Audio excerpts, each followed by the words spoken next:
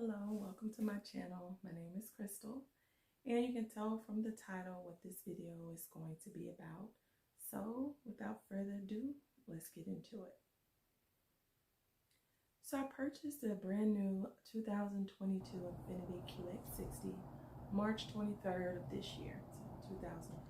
When I first purchased the vehicle and drove home from the dealership, I noticed that it drove a little hard, a little jerky. I thought, well, okay, it's been sitting, they said, for, a year or so, waiting on chips or whatever.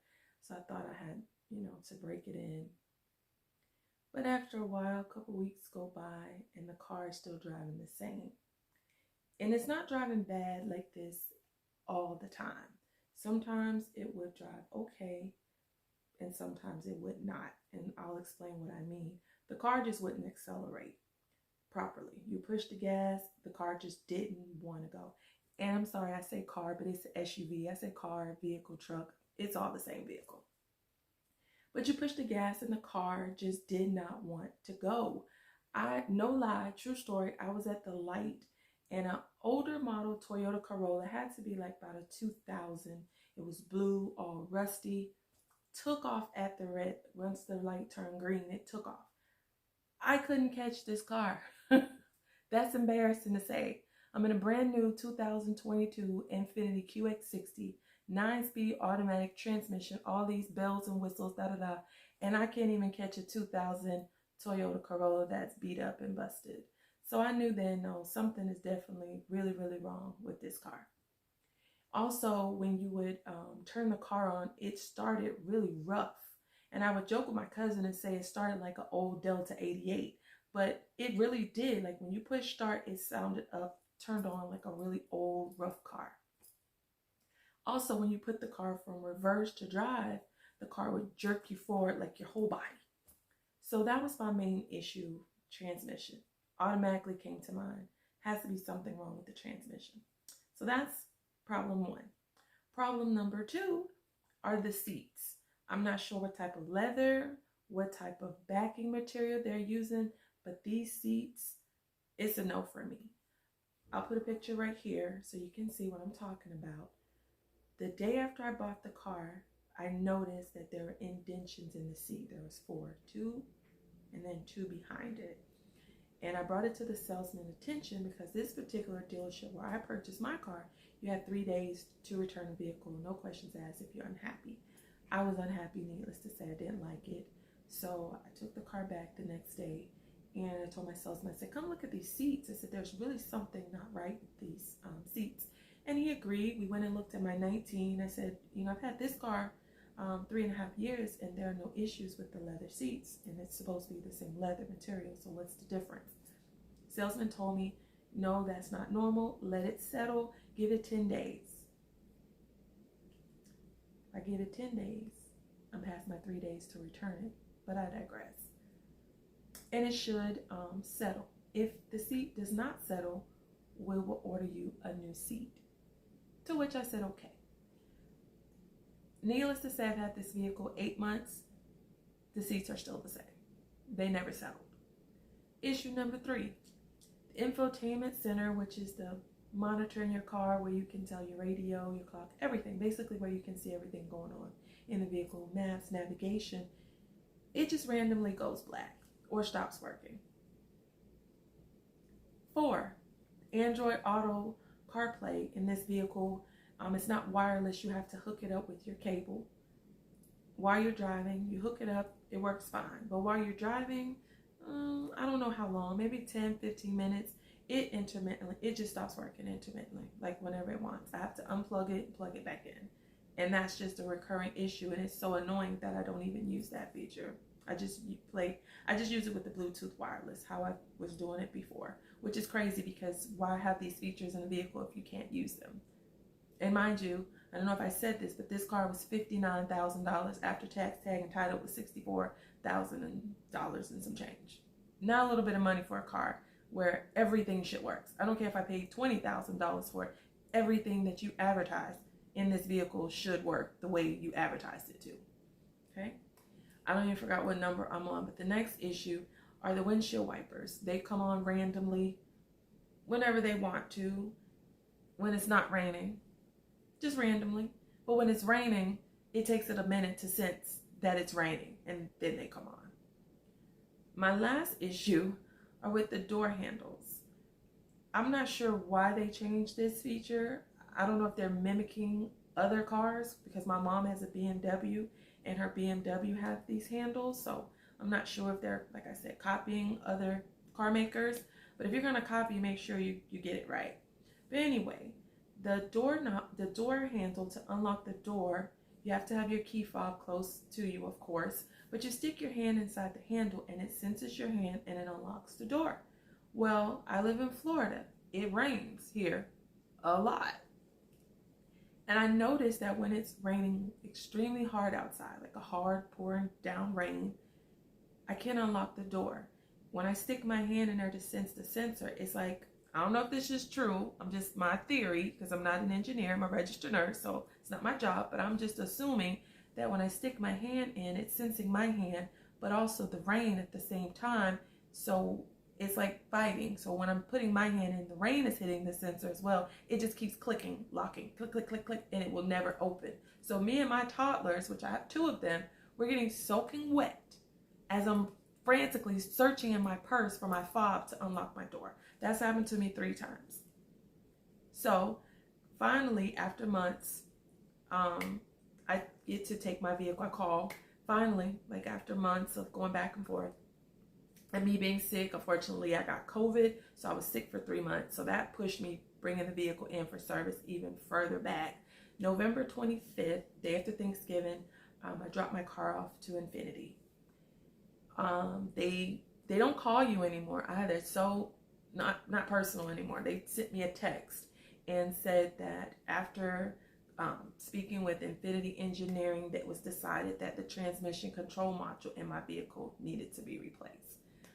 You know me, honey, I got to Googling because I didn't know what a transmission control module was. So I jumped right on Google and I started looking. Well, basically, it is what controls your vehicle. It talks to your transmission, your engine, and it basically tells your car what gear it should be in and to switch gears properly. If it is malfunctioning, your car can have poor acceleration, you know, the jerking, the shuddering, all of those, just not driving right, not shifting into the proper gear, poor gas, you know, your gas mileage would go down, just all sorts of types of things that didn't sound very safe. And they also said that they would replace the cushion in my seat, which I was told they would replace the entire seat initially, but whatever. Fast forward, December 15th, I get a call. No, I'm lying. I didn't get a call. They sent me another text and said that my car was ready. So I didn't go pick it up until December the 17th because I had to work. So I went that Saturday morning to get it.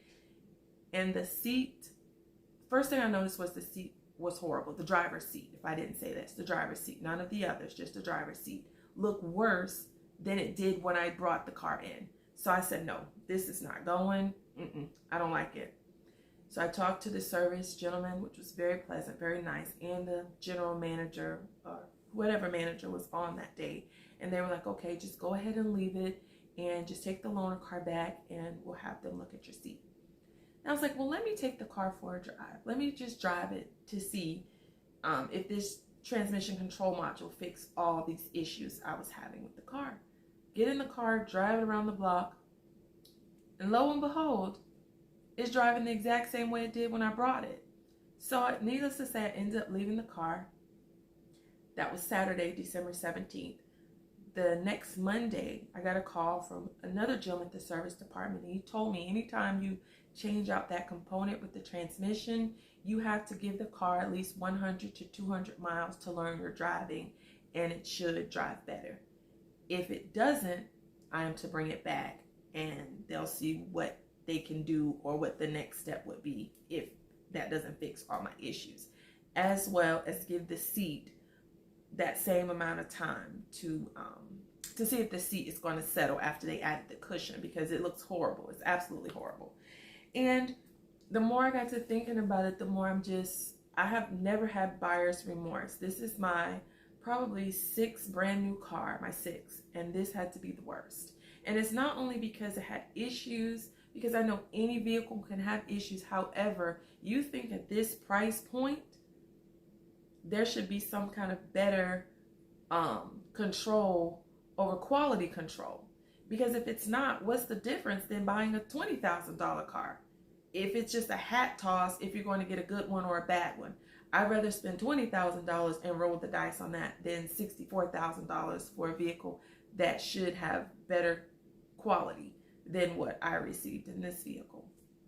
The issues with the infotainment center, the Android Auto, the windshield wipers, and the door handle, the door locks. Unfortunately, they told me basically there was nothing they could do because they couldn't duplicate the issues. And I'm thinking to myself, I can't duplicate the issues. They happen randomly. I don't even know when it's going to happen. Now, the door handles, I do, and it happens when it's raining hard. But how would I know when it's raining hard to take the vehicle to them so they can sense it when it's raining hard? I live about 45 minutes away. I don't get it. At this point, I'm so frustrated, but I'm trying not to be because it's out of my control. And I'm just hoping that these issues can be fixed. But I will say now, I work from home, so driving the 100 to 200 miles is going to take me a little while because I don't drive a lot. But Christmas is coming up on Sunday, and I am taking a road trip, so I will put those 200 miles on the vehicle this weekend. But I can tell you now, after driving I have about 50 miles in, it's still driving bad. Still jerky. Still, when you put the car from reverse to drive, it still jerks you forward. It's still just driving not smooth. So it's still having issues, but we'll see. I'm not sure. I just know from this point forward, spending $60, $50, I don't even want to spend $40,000 on a car. So today, guess what I did? I went online, and there are tons and tons of vehicles, nice cars, brand new cars for under $25,000. So my budget, which my channel is about budgeting, DIY on a dime, and just making, stretching your money. And my budget for a vehicle is $70,000. But this lesson taught me that you could put lipstick on a pig, and guess what? It's still a pig. So no matter what the exterior looks like, it could be pretty, it can have all the bells and whistles. It's what's under the hood that counts. The quality control of these vehicles count. And if they're not doing it on the expensive vehicles, what's the point? What am I spending my money on? Yes, the vehicle has massaging seats. I don't really care about that, and it doesn't work all that great. When I take it back, I'm going to have them check that as well because it doesn't feel like it's working. It doesn't have really too many other features that you can't get in other cars. So at this point, to me, it's just pointless. I'm pretty sure there are a lot of people have this vehicle and they love it. And I have to say that I'm a little bit jealous because I wanted to love it too. Like I said, I had no problems with my 2019 QX60. None. I had no problems. It had almost 33,000 miles on it when I traded it in. And now somebody's driving nice in my 19, having a good time, and here I am struggling with the brand new car that I paid more money for. So needless to say, at the end of the day, this is one vehicle that I should have just left at the dealership. I should have just left it there. It should have been one of those cars. She's like, oh yeah, no, because I did actually leave the dealership, and that probably should have been my intuition right then that this wasn't the vehicle for me.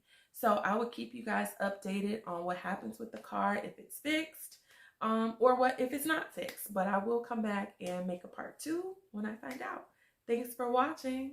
Bye. Till next time.